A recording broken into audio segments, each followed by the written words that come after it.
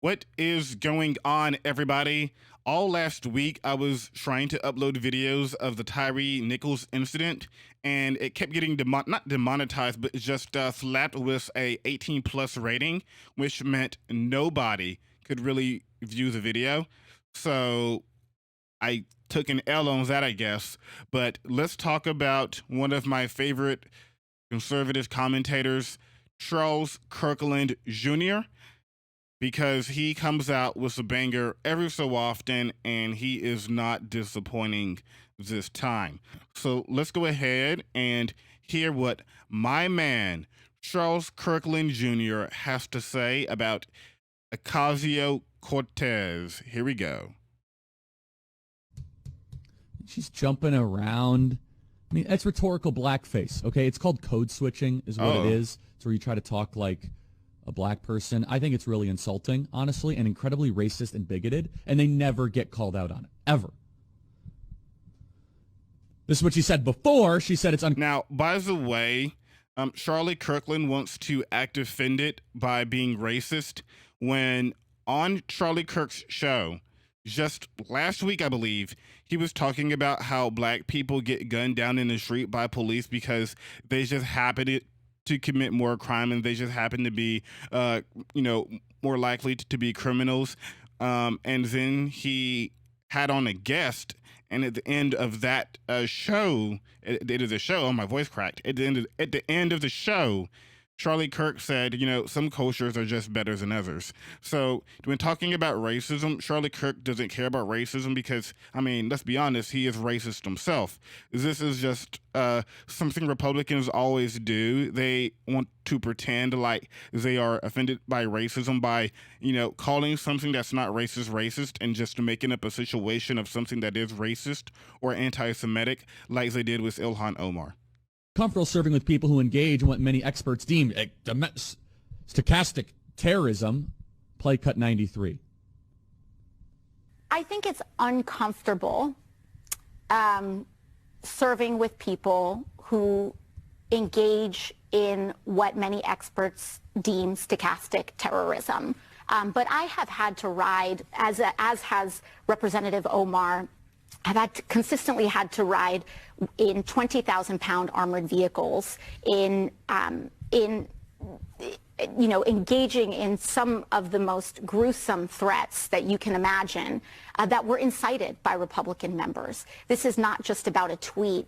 It is about what life looks like and the marshaling of hundreds, thousands, if not millions of people into doing something.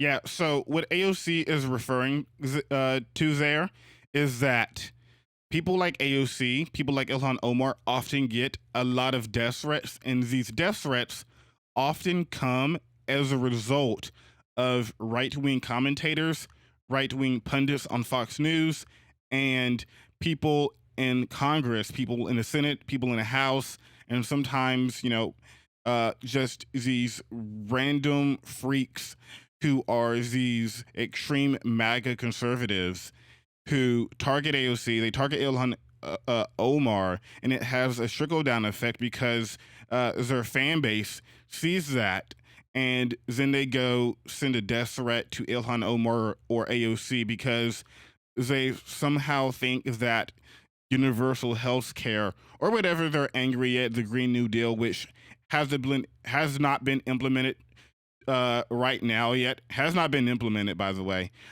They accuse AOC and Ilhan Omar of being these people that are going to bring down America, especially Ilhan Omar because she's Muslim, so they really don't like her.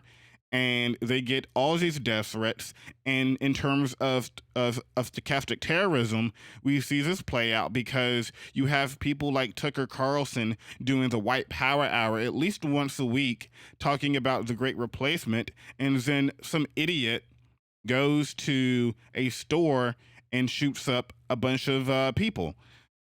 And in their document, they go, yeah, I believe in the Great Replacement theory. It is something that is happening. We must stop it, or whatever they're going on about. And in a more recent case, I believe, you had the whole issue with Matt Walsh when he was talking about Boston Children's Hospital, about how they want to turn your kids trans, and a good place to start trying to stop the quote unquote nonsense was to take a look at Boston Children's Hospital. And then 2 days later, you had some nut job send a bomb threat to Boston Children's Hospital. And then Matt Walsh had the balls to come out and say, oh, wow, really, people should be apologizing to me because it wasn't actually a bomb there. So I don't know what you guys are talking about. It was fake. But obviously, the bomb threat was inspired by some crazy nut job who watched another crazy nut job named Matt Walsh, and then they decided to go ahead and follow through with this bomb threat.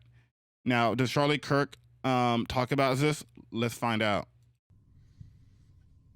AOC needs to get married. It's not good for her to be single this long. It's not. She needs to have a man in her life and have children. She's engaging in really disturbing neurosis. Play cut 96, man. Elon Omar. I think she's engaged. She's got to get married, though. That changes your life. I mean that non-sarcastically.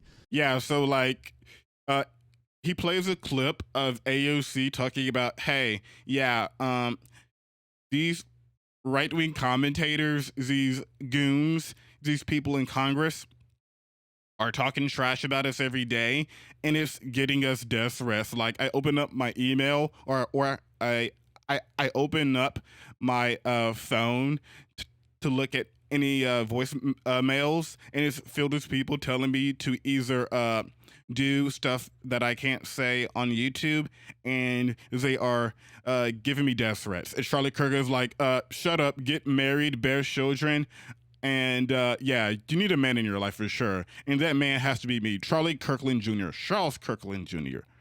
And, you know, this is just Charlie Kirk at his finest. Let's play the rest of the clip. I don't think there's anything relevant here. But it's just, she needs something to focus on that's not politics. It's deeply unhealthy. She's becoming an angry. Yeah, you know, the angry woman trope. And, you know, in terms of AOC doing something else outside of politics, I heard she plays League of Legends. But, you know, this is just typical Republicanism right here. Yeah, so, I mean, I don't know what to say. If Charlie Kirkland, he says that AOC needs to get pregnant and she needs a man in her life, which I'm pretty sure she is engaged.